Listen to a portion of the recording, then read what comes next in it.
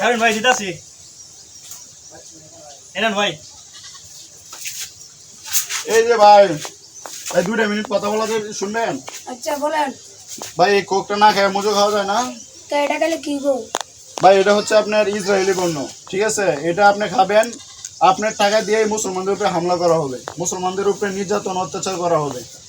এটা খাবেন, এটা টাকা দিয়ে মুসলমানদের উপরে অত্যাচার করা হবে। এটা না খায় বাংলাদেশি পণ্য মজু খান, ঠিক আছে? আজ প্রথম শুনলাম এটা। মজু খাইলে ভাই কি হবে জানেন? মজু খাইলে মনে করেন যে আপনি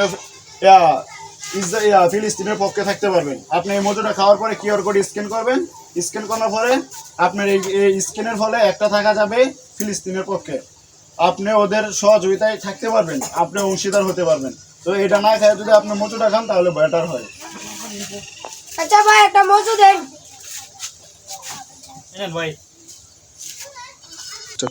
ভাই এটা কেমনে স্ক্যান করতাম? আচ্ছা এটা কিভাবে স্ক্যান করবেন আমি আপনার দেখাইতেছি। এটাকে ফালাই দেন, বুঝলেন?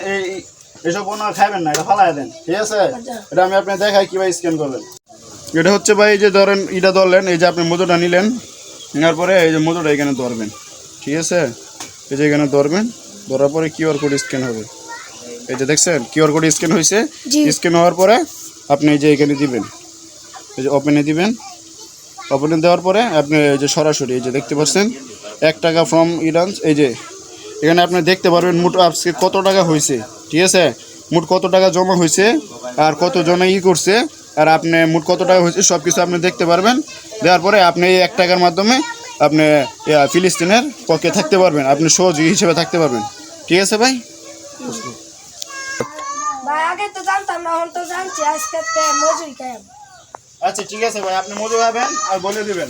আর দর্শকদের উদ্দেশ্যে বলতেছি, আপনারা সবাই শুধু শুধু কোক না খেয়ে আপনি মজু খাবেন। আপনারা ফিলিস্তিনের অংশীদার হিসেবে ফিলিস্তিনের পাশে থাকবেন ইনশাআল্লাহ। তো সবাই ভালো থাকবেন।